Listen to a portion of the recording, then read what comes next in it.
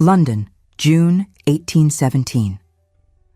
The late afternoon sun cast long shadows across the Persian carpets of White's Club, that bastion of gentlemanly exclusivity where fortunes changed hands on the turn of a card and reputations were built or destroyed over glasses of port. In the reading room, where leather chairs held men whose collective wealth could purchase half of England, a conversation was taking place that would alter the course of two lives in ways none present could possibly imagine. Lord Peter Denbigh, whose 25 years had gifted him confidence far exceeding his wisdom, leaned back in his chair with the smug satisfaction of a man who believed himself terribly clever. His voice carried across the room with deliberate volume, ensuring his words reached not just his intended audience, but every gentleman within earshot.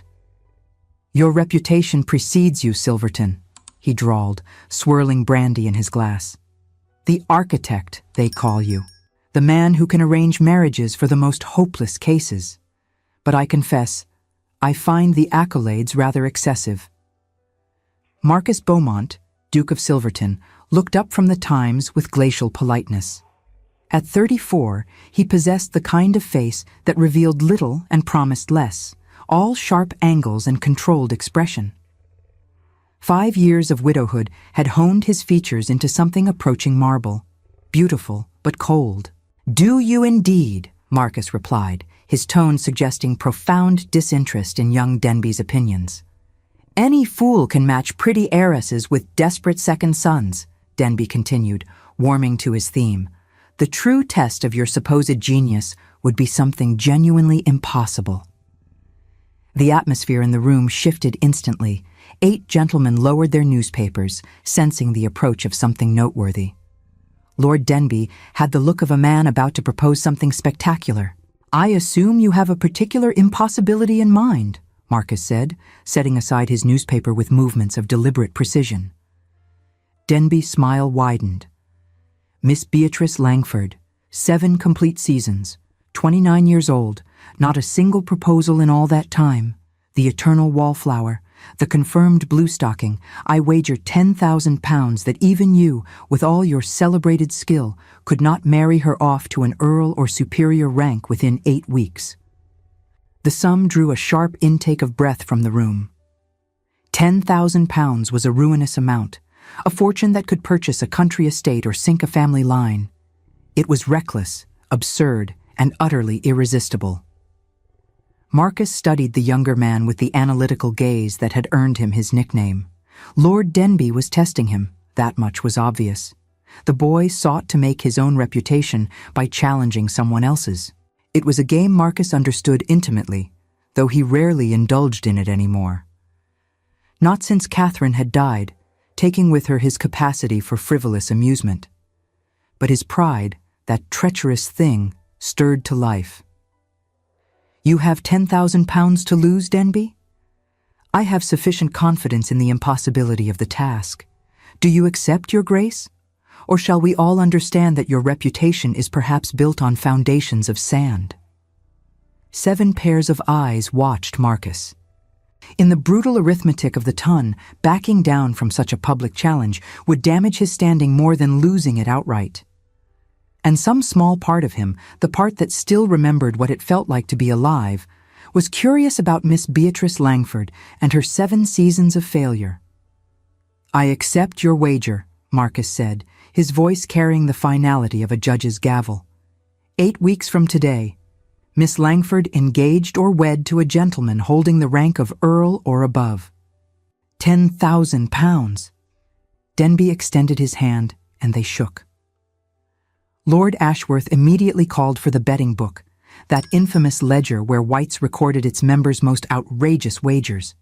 Within minutes, the terms were inscribed in permanent ink, witnessed by 8 signatures, dated the 14th of June, 1817.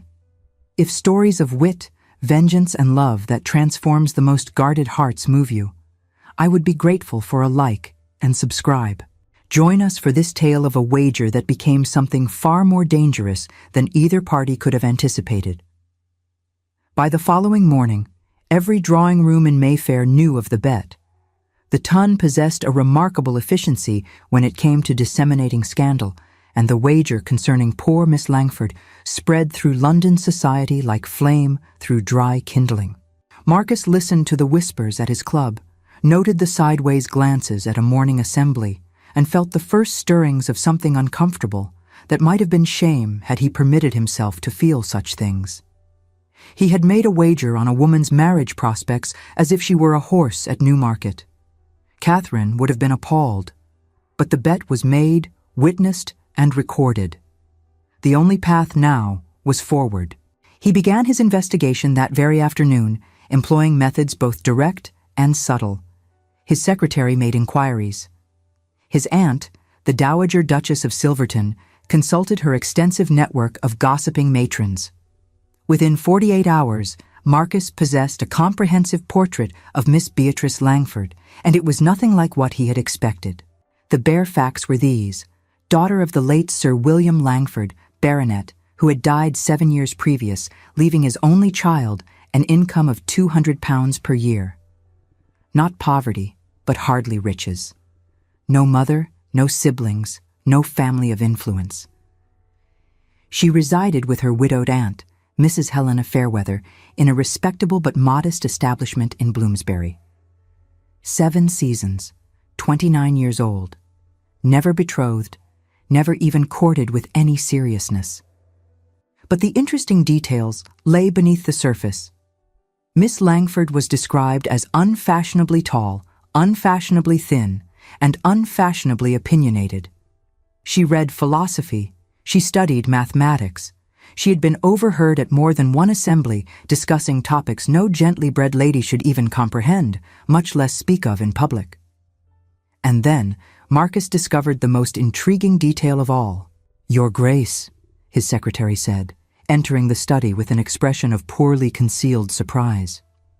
"I have confirmed that Miss Langford is indeed the author of those economic treatises published under the name Bartholomew Lawrence." Marcus looked up sharply. The essays on monetary theory? The ones Lord Whitfield quoted in his speech to Parliament last month? "The very same, Your Grace.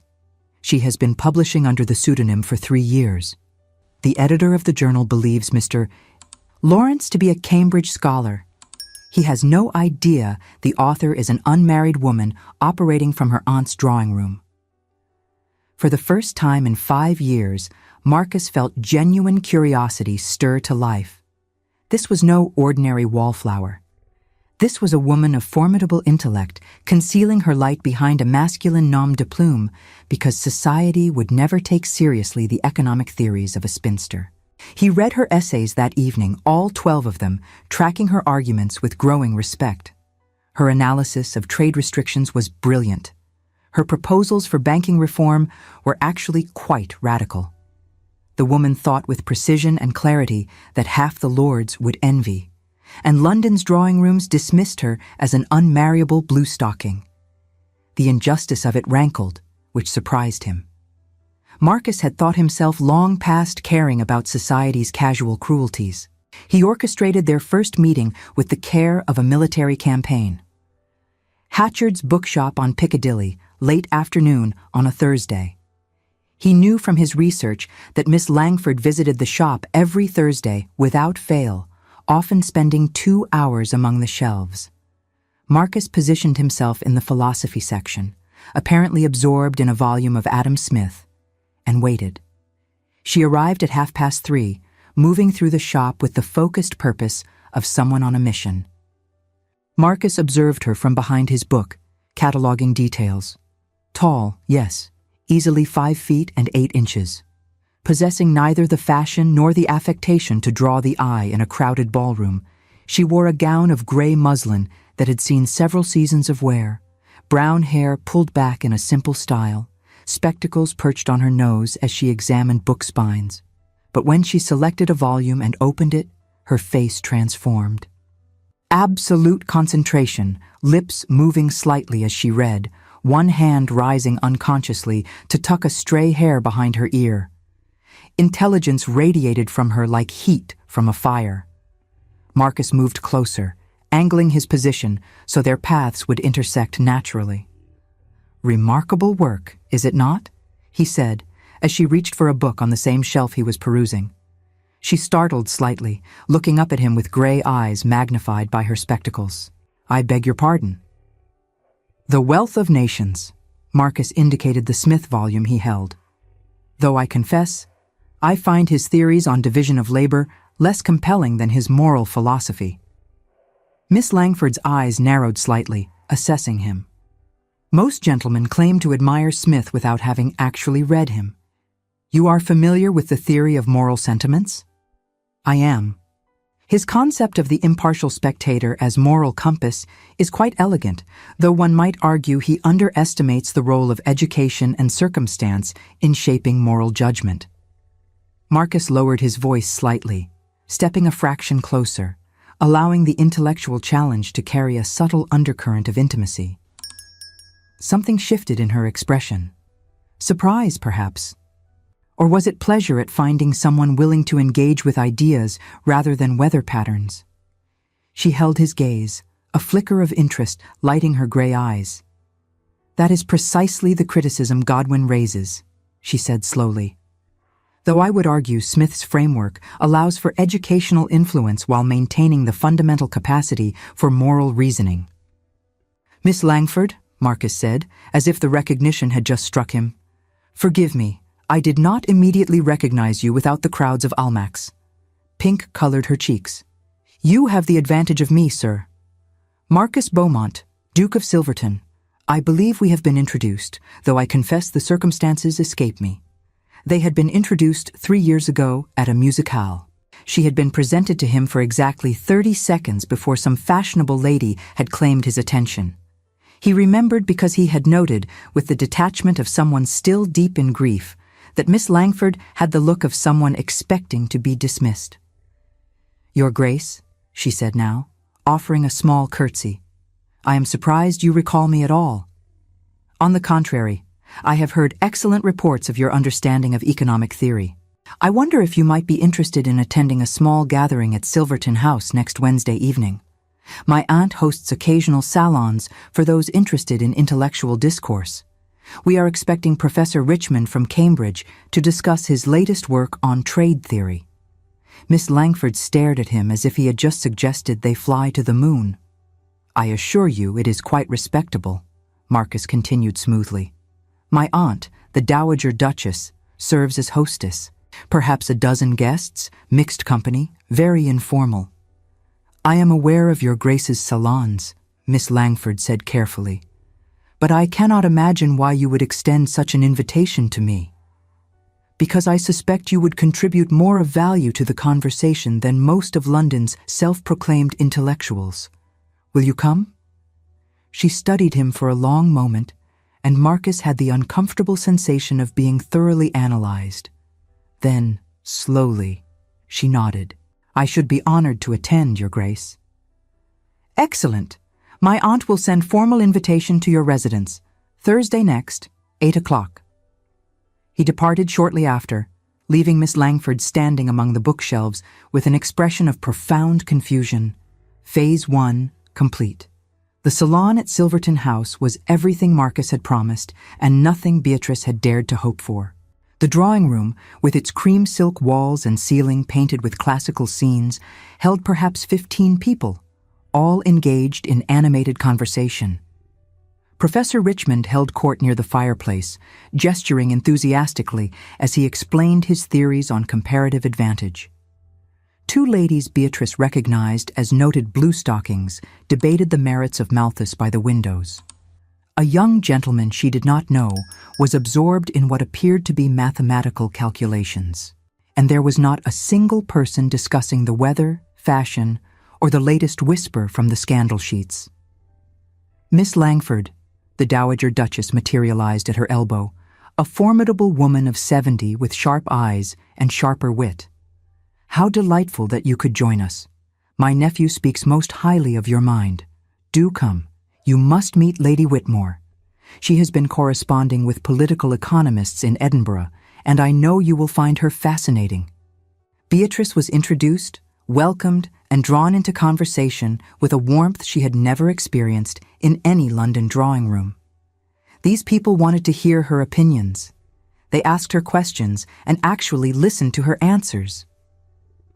When she offered a critique of Professor Richmond's trade theory, citing his failure to account for transportation costs in his models, he did not dismiss her but engaged enthusiastically with her point. "Brilliant," he exclaimed. "I had not considered that variable. Miss Langford, have you published on this topic? I should very much like to read your analysis." Beatrice felt heat rise to her cheeks. "I have written some small pieces, Professor, though nothing of consequence." "She is too modest," Marcus said, appearing at her side with glasses of lemonade. "I have read several essays on economic theory published under the name Bartholomew Lawrence that demonstrate exceptional analytical precision. If Miss Langford were the author of such work, I would be most impressed indeed." His eyes met hers, and Beatrice understood with sudden clarity that he knew. The Duke of Silverton had discovered her secret. Terror and exhilaration warred in her chest. Would he expose her, mock her pretensions, use the knowledge against her somehow? But his expression held only encouragement, perhaps even approval. "If such essays exist," Beatrice said carefully, "their author would be grateful for your Grace's good opinion." "Then perhaps their author might consider revealing themselves," Marcus replied. "I suspect the world of economic thought would benefit from knowing that brilliance requires no particular gender." Around them, conversations paused. Lady Whitmore looked intrigued. Professor Richmond appeared thunderstruck. "Miss Langford," he said slowly, "are you Bartholomew Lawrence?" The moment stretched. Beatrice could deny it, retreat to safety, maintain her protective anonymity. Or she could step into the light and accept whatever consequences followed. She met Marcus's gaze and saw something there that looked almost like faith. "I am," she said quietly. The room erupted in excitement. Professor Richmond demanded to know her thoughts on a dozen topics. Lady Whitmore wanted to arrange introductions with her Edinburgh correspondents. Two other guests revealed themselves as devoted readers of Mr. Lawrence's work. The Dowager Duchess looked enormously pleased, as if she had orchestrated the entire revelation. Perhaps she had. Beatrice spent the next 3 hours in the most stimulating conversation of her life. She debated theory, defended her positions, revised her thinking in response to new arguments. She laughed. She felt her mind stretch and grow in ways it never could in her aunt's quiet drawing room. And through it all, she was aware of Marcus watching her with an expression she could not quite interpret. As the evening drew to a close and guests began departing, he approached her once more. "I hope you will return next month, Miss Langford. We are planning a discussion of agricultural reform that I think would benefit from your perspective." "I should be delighted, Your Grace. This evening has been quite extraordinary." "The pleasure has been entirely ours. Might I also suggest that you consider attending Lady Castleton's assembly next Tuesday? She enjoys intelligent conversation and dislikes empty-headed chatter. I believe you would find her circle congenial." Beatrice hesitated. Lady Castleton was a patroness of Almack's, a woman whose approval could open doors throughout the ton. But she was also notoriously selective, and Beatrice had never moved in such elevated circles. "I am not certain I would be welcome in such company, Your Grace." "Then permit me to arrange an introduction. My aunt knows Lady Castleton quite well." "Why?" The question escaped before Beatrice could stop it. "Forgive me, Your Grace, but I do not understand your interest in my social advancement. We are barely acquainted." Marcus was silent for a moment, and something flickered across his face too quickly for her to read. "Perhaps I am tired of watching brilliance go unrecognized," he said finally. "Or perhaps I simply enjoy good conversation and believe London would benefit from more of it. Does my motivation matter if the result is pleasant for all involved?" It was not quite an answer, but Beatrice found herself nodding nonetheless. Within 2 weeks, Beatrice Langford had received more invitations than in her previous 7 seasons combined. Lady Castleton's introduction led to vouchers for Almack's. The Dowager Duchess included her in a select afternoon party where she met Lady Jersey and made such a favorable impression that she was invited to a musical evening at Devonshire House. Society, it seemed, had discovered that Miss Langford was not merely a bluestocking, but a woman of remarkable intellect whose conversation enlivened any gathering. Hostesses who valued substance over superficiality began requesting her presence. Gentlemen who had never noticed her before sought introduction. And then Lord Edmund Whitworth, Earl of Fairmont, began to court her in earnest. He was 42, scholarly, kind, and genuinely interested in her mind. He quoted her essays in conversation. He asked her opinion on matters of estate management. When he danced with her at Almack's, he spoke of books and ideas rather than offering empty flattery. "I confess, Miss Langford," he said during a turn about the room, "I find your company remarkably refreshing. So many young ladies seem to have nothing of substance to discuss." "That is perhaps because they have been taught that substance is unappealing in women, my lord. Then they have been poorly taught. Intelligence is the most attractive quality a person can possess, regardless of gender." It was the kind of conversation Beatrice had dreamed of having with a potential suitor. Lord Whitworth was respectable, solvent, titled, and he actually respected her mind. She should have been elated.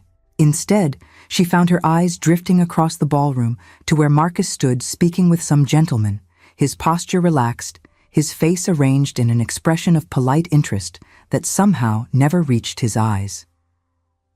3 weeks into her social transformation, Beatrice stood in her aunt's drawing room receiving morning callers.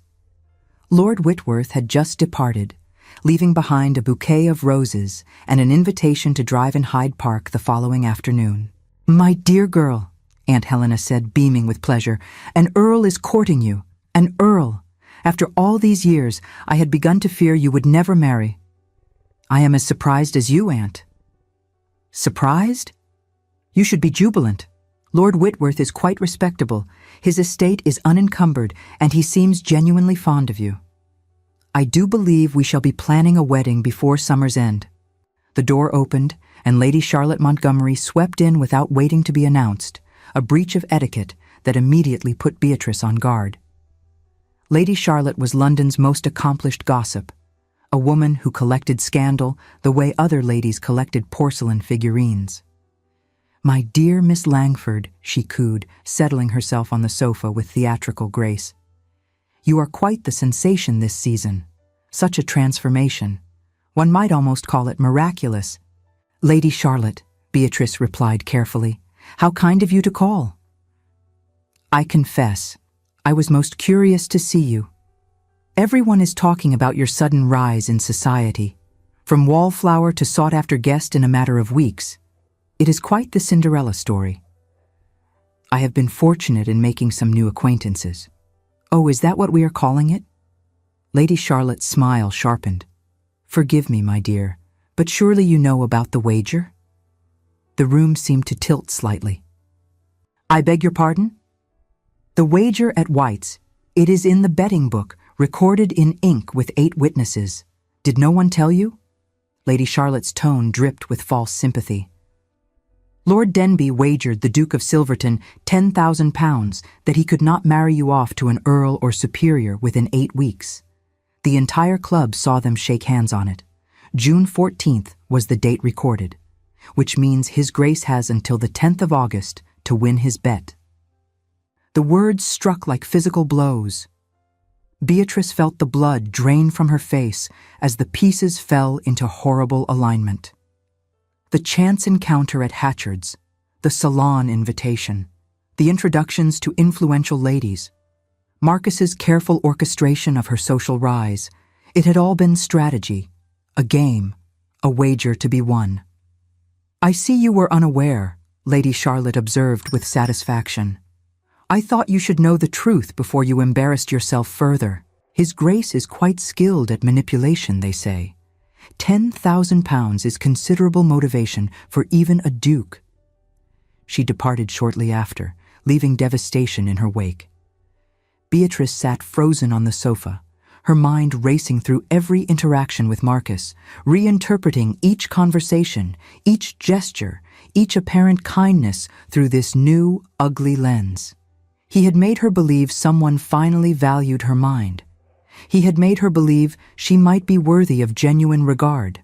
And all of it, every moment, had been calculated manipulation in service of winning a bet. The humiliation was absolute, washing over her in a suffocating wave. But as she sat there, the shock began to recede, replaced by a clarity as cold and sharp as winter ice. "Beatrice," her aunt ventured carefully. "Surely there must be some misunderstanding." "No," Beatrice said, her voice eerily calm. "I do not believe there is." She rose from the sofa, her movements precise and controlled. The hurt would come later, she knew. But first, there was something else rising in her chest, something dangerous and essential. Fury. Marcus Beaumont had made her believe in the possibility of respect, of acceptance, of value beyond her ability to produce sons and manage a household. He had shown her a glimpse of what life might be if the world were different, if her mind mattered, if she mattered, and it had all been a lie in service of his pride and £10,000. Very well then. If the Duke of Silverton wished to play games, Beatrice would show him exactly how formidable an opponent he had chosen. She would not cry, she would not hide, she would wage war, and she would be utterly ruthless about it. The campaign began the following morning. Beatrice had spent 7 years observing society from its margins, watching the mechanisms of reputation and rumor, noting how information flowed through London's interconnected web of drawing rooms and ballrooms. She understood, perhaps better than most, exactly how to wield whisper and innuendo like a blade. Her first target was Lord Marcus himself. She called upon Lady Winslow, a widow of formidable fortune whose salon attracted the most influential gossips in London. Beatrice had been invited twice to the ladies' gatherings and knew she valued interesting information above almost all else. "My dear Miss Langford," Lady Winslow greeted her warmly. "How delightful. I have been hoping you would call. I confess, Lady Winslow, I find myself in need of advice from someone of experience and discretion." The older woman's eyes gleamed. Nothing pleased her more than being consulted as an oracle. Over tea, Beatrice wove her tale with surgical precision. She spoke of her concern for the Duke of Silverton, who had been so kind in facilitating her social introductions. She mentioned, with apparent reluctance, that she had heard disturbing rumors about his financial situation. Gambling debts, perhaps? She could not be certain, but someone had mentioned White's and substantial sums, and His Grace appearing rather anxious about matters of money. "Of course," Beatrice said with wide-eyed innocence, "I am certain there is no truth to such talk. But I did notice he has been quite insistent about arranging introductions between myself and Lord Whitworth, who is quite wealthy, and His Grace did mention needing to secure certain financial arrangements by mid-August. I am probably reading far too much into innocent coincidence." She left Lady Winslow's drawing room, knowing the seeds were planted. By evening, half of Mayfair would be whispering about the Duke of Silverton's supposed financial troubles. The following day, she called upon Mrs. Harriet Thornfield, whose husband sat on the boards of several major trading companies with significant London investments. "I am concerned about Silverton Estates," Beatrice confided. "A friend in the country mentioned seeing surveyors on ducal lands, and there was talk of portions being sold. Combined with what I have heard about His Grace's gaming at White's, I cannot help but worry. The Silverton name has always stood for financial stability. It would be tragic if mismanagement had endangered that legacy." Mrs. Thornfield, who prided herself on being first with any business intelligence, absorbed this information like blotting paper. By the end of the week, speculation about Marcus's finances had spread through London like plague. Whispers in hallways, knowing looks at assemblies. The Duke of Silverton, it was said, was in difficulties, gaming debts, mortgaged properties, desperate need to marry an heiress before creditors came calling. It was all completely false, of course. Marcus's fortune was substantial and unencumbered. But truth mattered less than narrative, and Beatrice had crafted a narrative designed to destroy the one thing Marcus valued most, his reputation for cool, unassailable competence. She also made herself utterly unavailable to him. When his card was left at her aunt's house, she was always out. When he appeared at assemblies where she was present, she was invariably engaged in conversation with someone else, always accompanied by chaperones, never accessible for private words.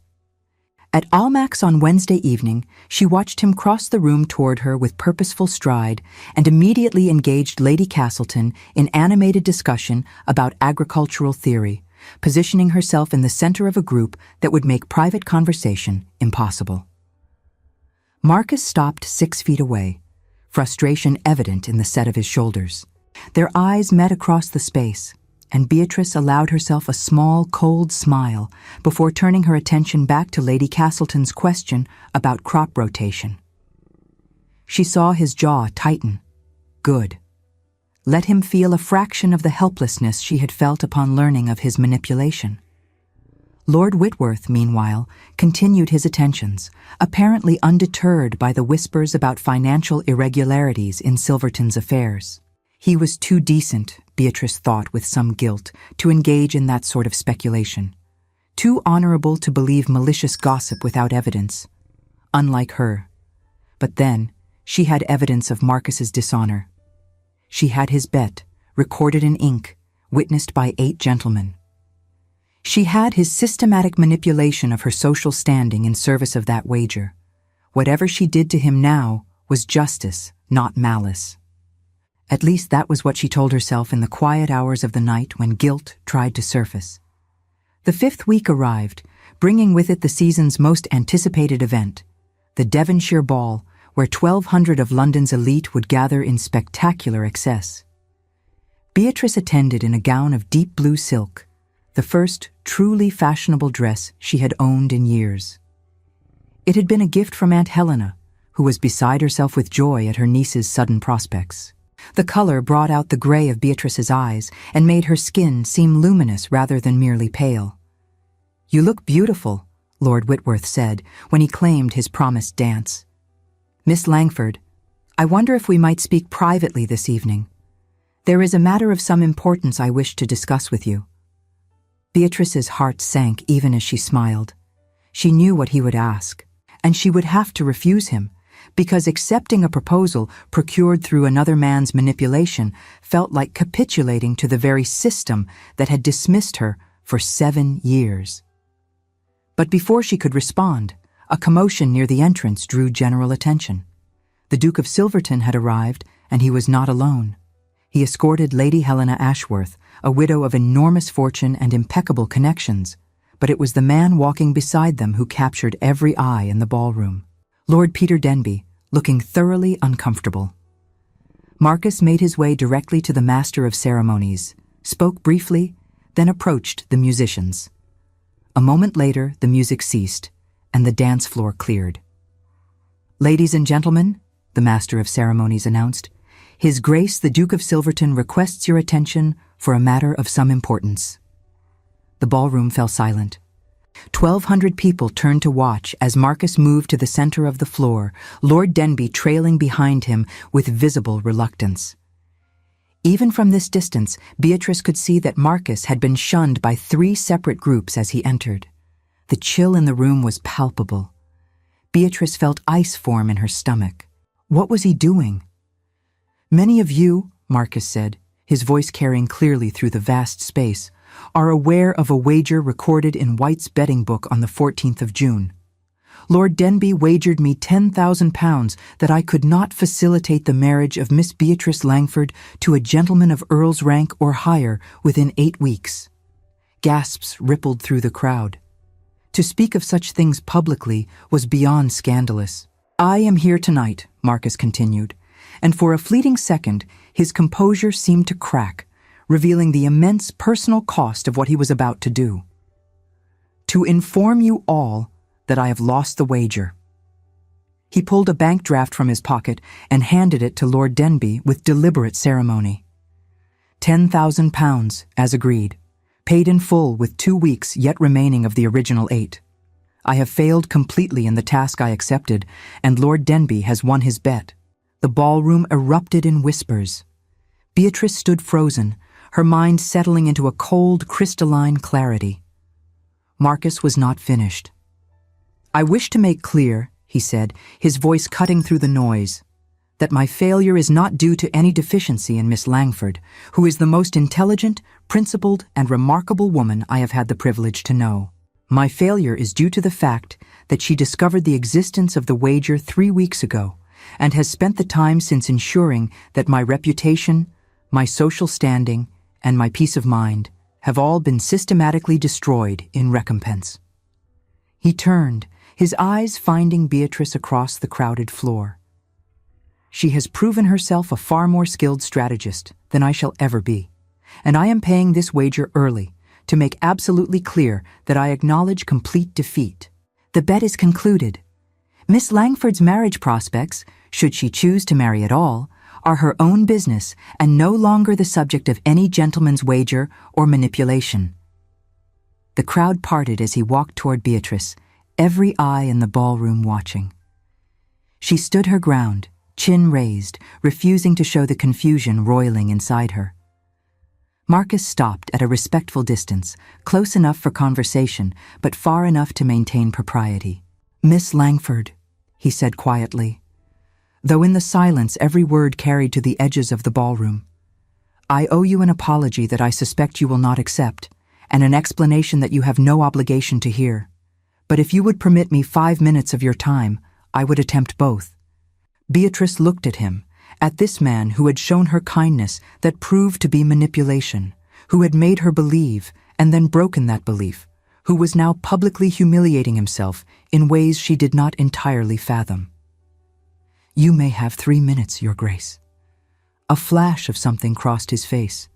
Approval, perhaps, or appreciation for her continuing hostility.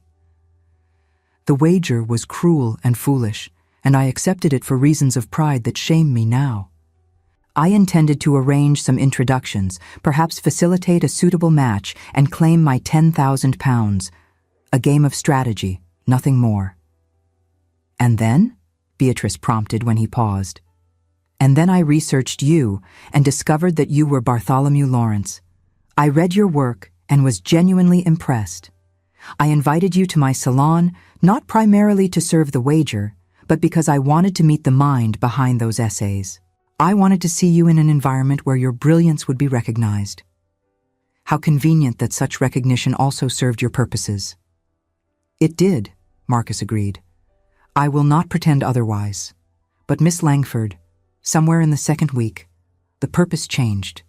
The introductions I arranged stopped being about winning a bet and started being about correcting an injustice. You deserve to be valued. You deserve to have your mind celebrated. The fact that facilitating that also happened to serve my wager became coincidental rather than primary. You expect me to believe that?" "No," he said simply. "I have given you no reason to believe anything I say, which is why I paid the wager 2 weeks early, before you could possibly accept any proposal, before there was any outcome that could be interpreted as my success. I lost, Miss Langford, comprehensively. You outmaneuvered me at every turn. You paid £10,000 to make that point? I paid £10,000 to prove that your marriage prospects are no longer connected to my interests in any way. I paid it to free you from any shadow of my manipulation. And I paid it as acknowledgement that you were entirely justified in destroying my reputation these past 3 weeks. The rumors about my finances and my gaming debts were brilliantly constructed. I am fairly certain it will take me months to undo the damage." Despite herself, despite everything, Beatrice felt a small surge of satisfaction. They were well crafted, were they not? Devastatingly so.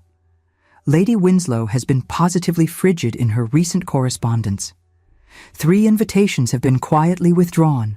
I believe Lord Hawthorne attempted to offer me a loan at a recent dinner, which was profoundly awkward. Good. Marcus's lips twitched. You are terrifying, Miss Langford. I am honestly relieved we are not actual enemies, because I suspect you would reduce me to social ruin within a fortnight. We are enemies, Your Grace. Are we?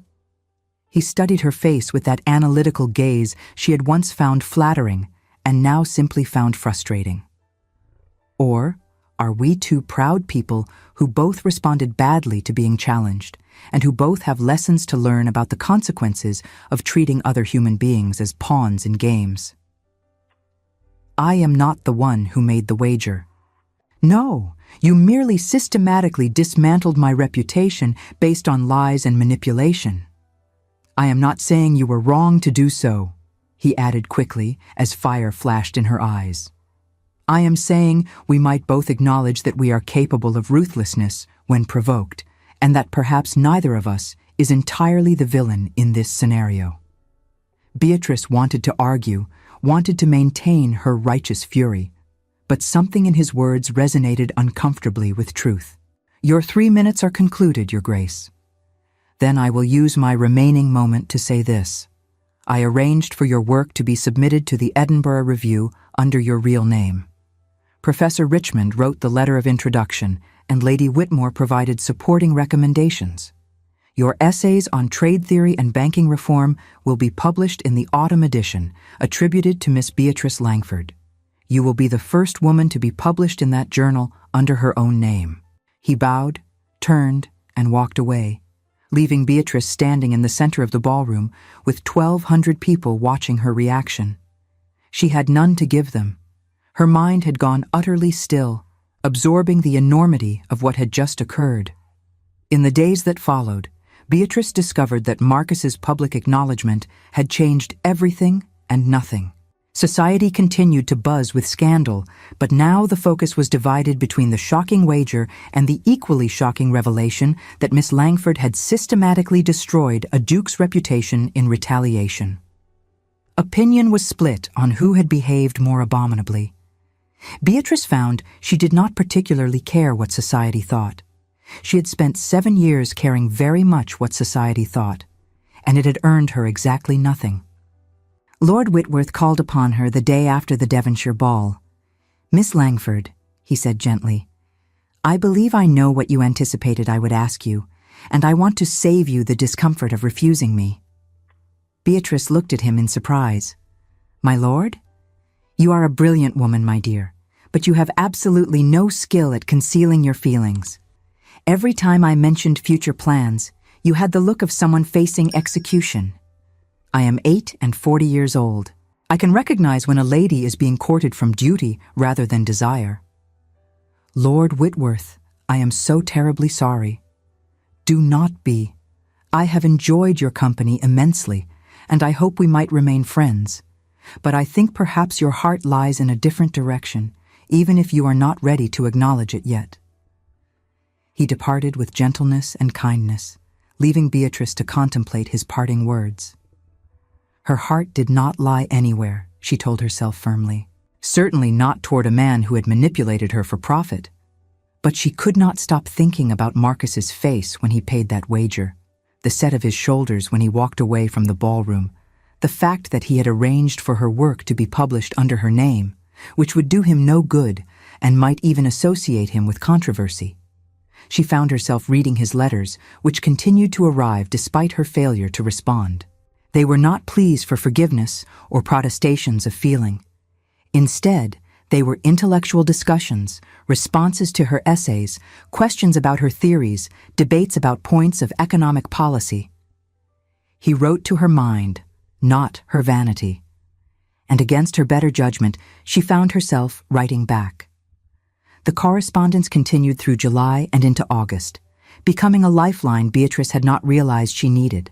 She would sit by the window in her aunt's drawing room, holding the heavy cream paper he favored, tracing the sharp, decisive angles of his handwriting.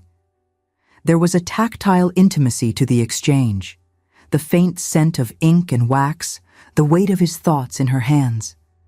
In one letter, he challenged her views on the Corn Laws, arguing with a ferocity that made her pulse race. She would spend hours drafting her replies, searching for the precise words to dismantle his logic, feeling a thrill of connection that no ballroom conversation had ever provided. They never met in person. Beatrice made certain of that. But their letters grew longer, more frequent, more intimate in ways that had nothing to do with romance and everything to do with genuine connection between similar minds. He sent her a copy of a new translation of Smith's work on moral sentiments, with notes in the margin disputing several of her previous arguments. She replied with a 12-page letter systematically destroying his counterpoints. They argued about Malthus and population theory. They discussed philosophy and literature and whether poetry had any practical value in modern society. It was the most stimulating intellectual partnership Beatrice had ever experienced, and it was happening entirely through correspondence because she was too stubborn and too frightened to meet him face to face. In late August, a package arrived containing an advance copy of the Edinburgh Review. Beatrice opened it with trembling hands to find her essay on banking reform printed under her own name, preceded by a brief note from the editor acknowledging that this represented a new era of inclusion for scholarly publication. She traced her finger over her own name in print, pressing the page briefly to her cheek. She saw her identity attached to ideas she had believed would only ever carry masculine pseudonyms, and for the first time since the night of the Devonshire ball, she permitted herself to cry. Marcus had done this. Whatever his initial motivations, whatever games he had played, he had given her this gift: legitimacy, recognition, a voice in the world of ideas. She sat down and wrote him a letter, the first that did not focus exclusively on intellectual debate. Your Grace, I received the Edinburgh Review today. I find myself uncertain how to properly express gratitude for a gift I did not request and do not entirely feel I deserve, given my conduct toward you these past months. You were right when you suggested we were both capable of ruthlessness when provoked. I have spent weeks destroying your reputation over a bet you ultimately refused to benefit from.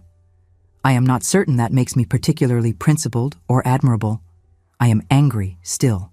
But I am beginning to suspect my anger is directed less at you than at the entire structure of a world where a woman's mind matters only when filtered through masculine authority, where marriage is a market and 7 seasons of failure render one invisible, where intelligence in women is treated as defect rather than virtue.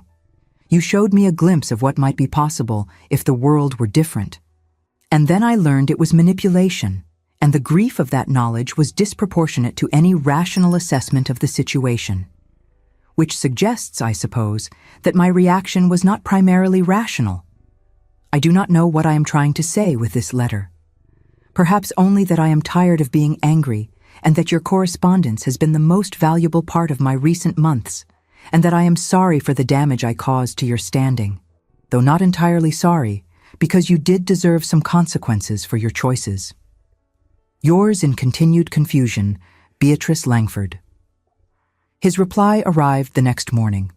Miss Langford, do not apologize for defending yourself against manipulation. You had every right to respond as you did, and I would think less of you if you had simply accepted my behavior with passive resignation. You are correct that your anger is directed at systems larger than my individual choices, though I participated in those systems thoughtfully enough to bear responsibility. I made a wager on another person's life as if I had any right to do so. The fact that I ultimately intended kindness does not erase the fundamental arrogance of that initial act. I am grateful that you value our correspondence, as do I. Debating with you sharpens my thinking in ways that years of House of Lords speeches never managed. I wonder if you might be willing to meet me. Not for romance or reconciliation or anything that might make you uncomfortable, but simply to continue one of our debates in person. I suspect we would be twice as effective at destroying each other's arguments face to face. There is a small bookshop in Bloomsbury, Denton's, that holds weekly discussion groups on Thursdays at 4. Very informal, usually a dozen people arguing about whatever text they have chosen that week. Next Thursday, they will be discussing Mary Wollstonecraft, and I thought you might find it interesting. I will be there regardless of your decision. But I hope you might attend as well. Marcus Beatrice read the letter 3 times, analyzing every word for hidden manipulation or ulterior motive. But sometimes, she thought, a simple invitation was exactly what it appeared to be. Thursday afternoon found her walking into Denton's bookshop with her heart beating uncomfortably fast. The discussion group met in a back room lined with shelves, perhaps 15 people seated in a loose circle with books open in their laps. Marcus sat near the window, and when she entered, his face transformed with relief, so profound it was almost painful to witness. He did not cross the room to greet her. He simply nodded, smiled, and indicated an empty chair across the circle from his own position. The discussion was passionate, contentious, and absolutely exhilarating. Wollstonecraft's arguments about women's education sparked fierce debate. Beatrice found herself defending positions she had never articulated publicly, challenging assumptions, building arguments in real time. And Marcus, seated across from her, engaged with every point she made, his responses sharp and respectful and clearly designed to push her thinking further. They were the last to leave, still arguing about Wollstonecraft's rhetoric as they stood on the pavement outside the shop in the late afternoon sun. "You cannot possibly believe her comparison of women to soldiers is effective," Marcus said. "The metaphor breaks down at multiple levels. The metaphor is brilliant precisely because it makes the reader uncomfortable. She is forcing her audience to confront contradictions in how they think about capacity and education. But soldiers are trained for violence, and she is arguing for education toward virtue, which makes the comparison lack philosophical consistency.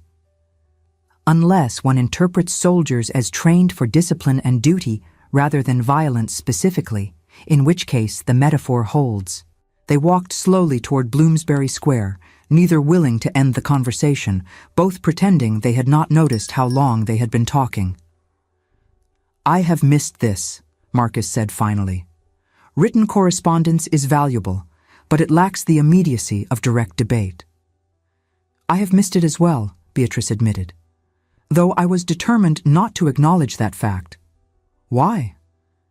"Because acknowledging it felt like capitulation, like forgiving you when I was not ready to do so." Marcus stopped walking. They stood near the square's iron fence, early evening light painting everything in shades of gold. "I do not deserve your forgiveness," he said quietly.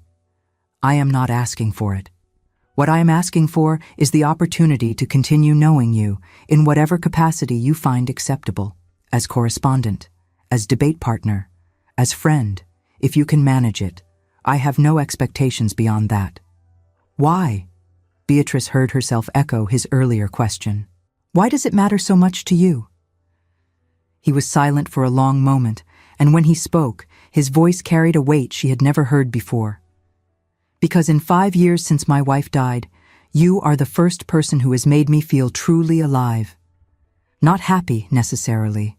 Certainly not comfortable. But alive in ways I thought I would never experience again." The honesty of it struck her breathless. "I fell in love with you," Marcus continued. "Somewhere between reading your essays and watching you destroy my reputation with surgical precision. I fell in love with your mind and your courage and your absolute refusal to accept mistreatment quietly. And I am not telling you this because I expect reciprocation. I am telling you because I think you deserve to know the truth of my motivations, even if that truth makes you uncomfortable." Beatrice stared at him, every argument and defense crumbling in the face of such naked vulnerability. "That is utterly unfair," she said finally. "I know. I wanted to continue being angry with you. It was safer than this. I know that too. And now you have just made it impossible for me to maintain my fury without feeling like a coward." Marcus smiled, though it did not quite reach his eyes. "I promise that was not my intention. Though if it has that effect, I cannot say I am sorry." "I am not in love with you," Beatrice said, because it seemed important to establish that boundary clearly. "I understand. But I do value your company, and your mind, and possibly your person, generally speaking. Though I am not ready to examine that particular feeling too closely. Then we will not examine it. We will simply continue as we have been, and you will permit me the pleasure of your intellectual company, and I will try not to make you uncomfortable with declarations of feeling." "That last one seems like a fruitless endeavor, Your Grace." "Marcus," he corrected gently, If we are to be friends, I would prefer you call me Marcus. Beatrice, she replied, for the same reason. They stood in the fading light, and something settled between them that felt almost like peace.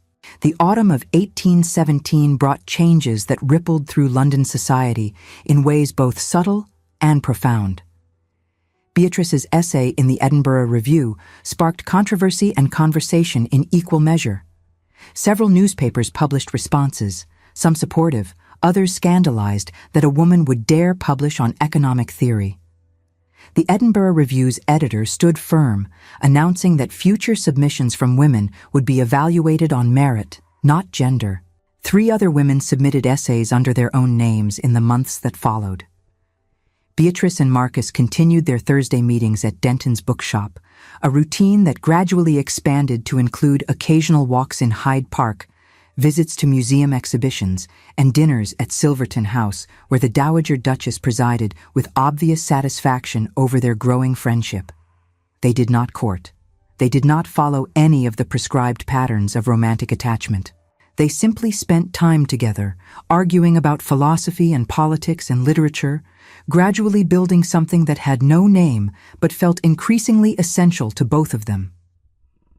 Lord Peter Denby, humiliated by the entire affair and pressured by Marcus's not-so-subtle suggestions, established a charitable fund with the £10,000 specifically to provide grants for the private education of young ladies of exceptional promise. It was the least he could do, Marcus had indicated, to begin repairing the damage his cruel wager had caused. Society watched Beatrice and Marcus with avid interest, waiting for engagement announcement that never came. They are friends, the Dowager Duchess explained to anyone who asked. Genuine friends, which is far more valuable than premature romance. Let them discover themselves in their own time. Christmas approached, bringing with it the traditional seasonal entertainments. Beatrice received an invitation to spend the holiday at Silverton Hall, Marcus's country estate in Derbyshire, as part of a house party that would include the Dowager Duchess, several scholarly friends, and a dozen other guests. She accepted and found herself traveling north through December snow to an estate that seemed drawn from fairy tales. The journey was long and biting, the air inside the carriage crisp enough to see one's breath despite the fur rugs and hot bricks at her feet. As they left the grey sprawl of London for the rolling white hills of Derbyshire, Beatrice felt the constraints of the city falling away, replaced by the wild, silent beauty of the winter landscape. When they finally arrived, the house rose from the frost-covered gardens in a blaze of golden stone and mullioned windows, light spilling from every pane to welcome them. Marcus greeted her arrival personally, handing her down from the carriage with careful courtesy. "Welcome to Silverton Hall," he said. "I hope the journey was not too difficult." "It was peaceful, actually. I read most of your latest letter about Bentham's utilitarianism and prepared 17 counter-arguments." "Only 17? You must be getting soft." The week that followed was one of the happiest of Beatrice's life. Days filled with long walks through winter gardens, evenings of music and conversation, mornings spent in the magnificent library where she and Marcus debated philosophy while snow fell outside the windows. On Christmas Eve, after the other guests had retired, they sat together in the library with the fire burning low and brandy warming their hands. The room was a sanctuary of knowledge, smelling of old leather bindings, beeswax polish, and wood smoke.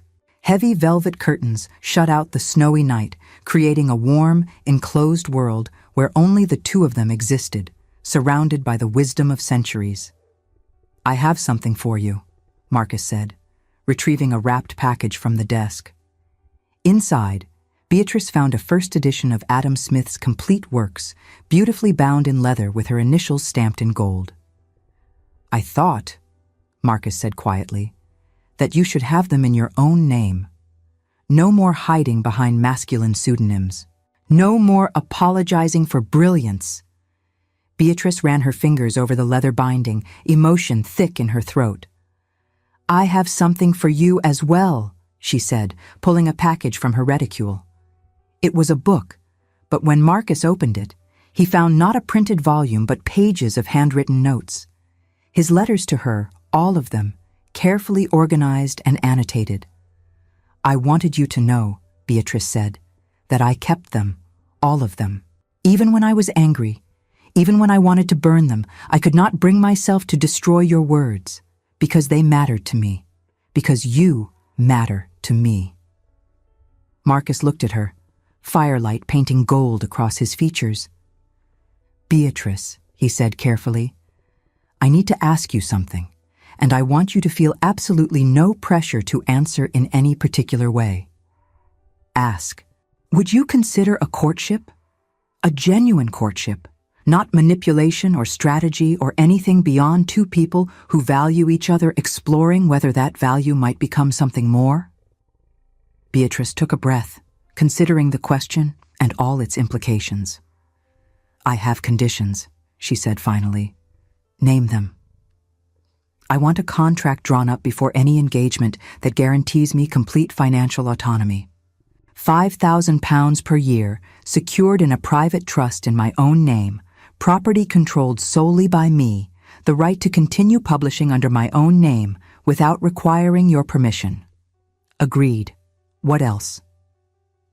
"I want your promise that you will never, ever make decisions about my life without consulting me first.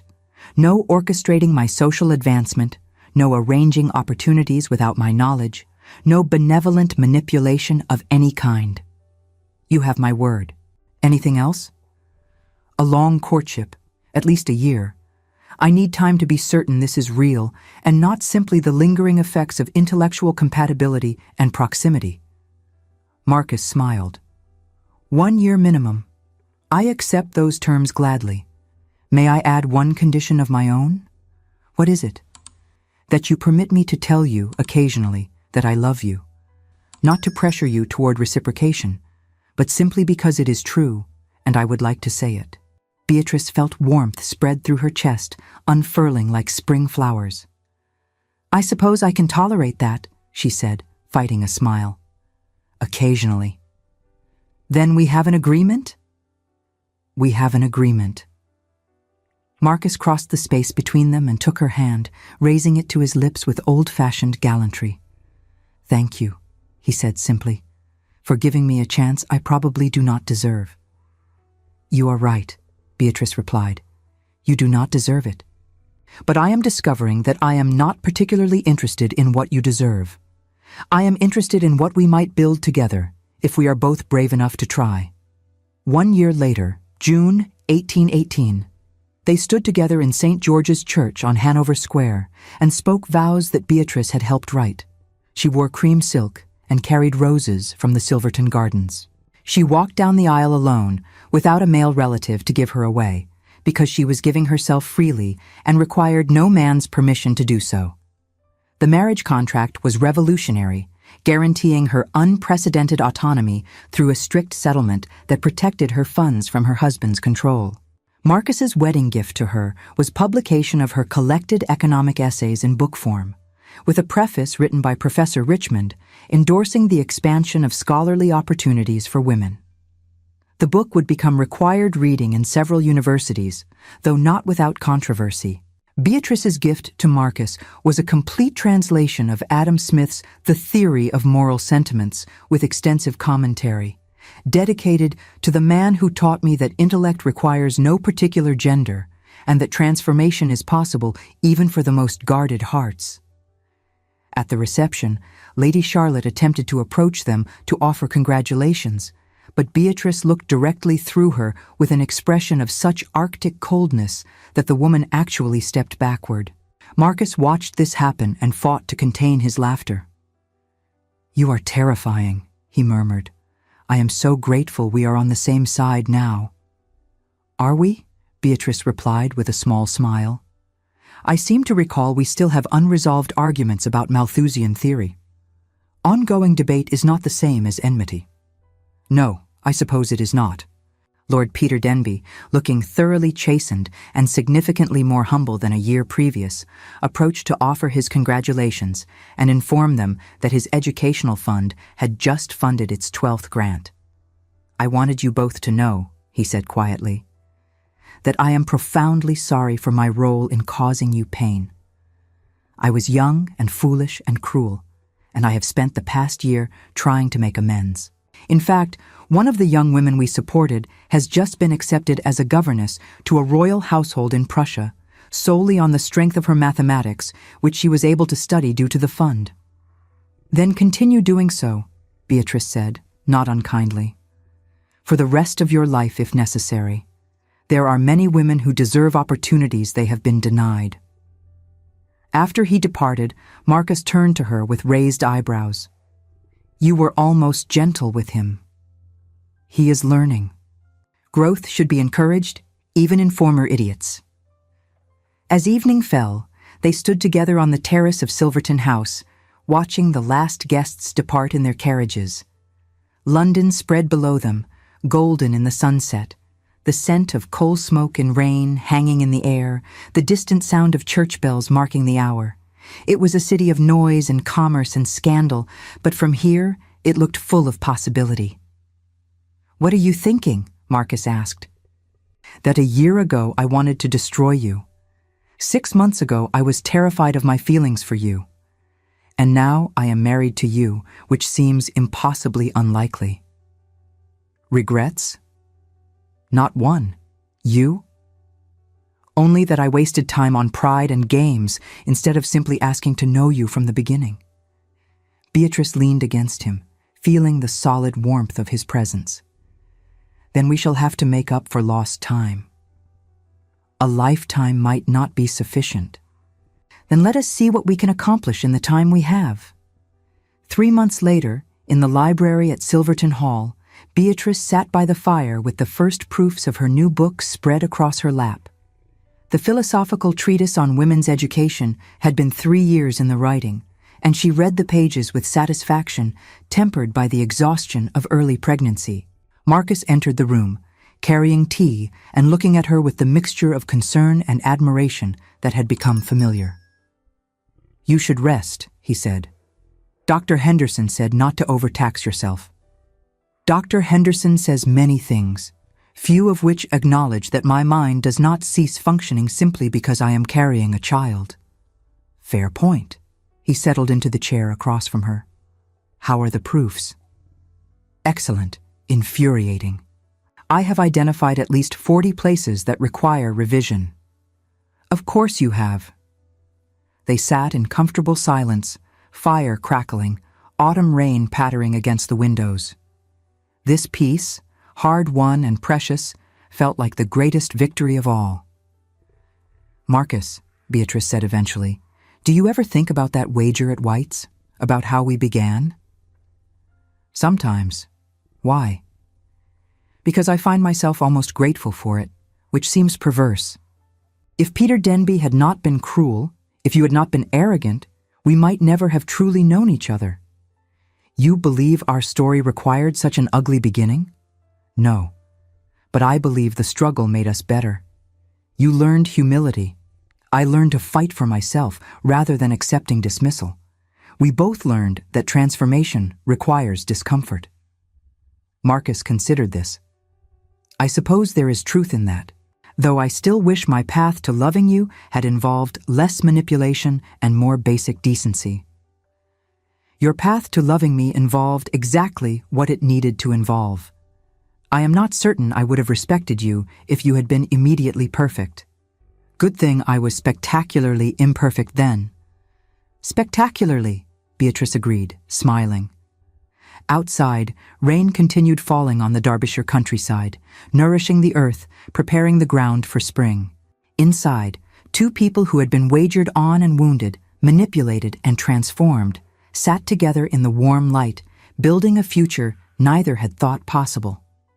7 seasons unwed had become a beginning, not an ending. A wager had become a war, which had become a courtship, which had become a marriage that challenged every convention of its time. And Beatrice Langford, who had spent years invisible in ballrooms and drawing rooms, whose brilliance had been dismissed and whose value had been questioned, sat in her own library in her own home, legally autonomous and publicly acknowledged, with the man she loved reading beside her and their child growing within her. She had been told she was impossible to marry, too old, too plain, too intelligent, too opinionated. She had proven them all wrong, not by changing herself, but by refusing to accept their limitations. And that, she thought, was the greatest victory of all. Thank you for staying with us until the very end of Beatrice and Marcus's story.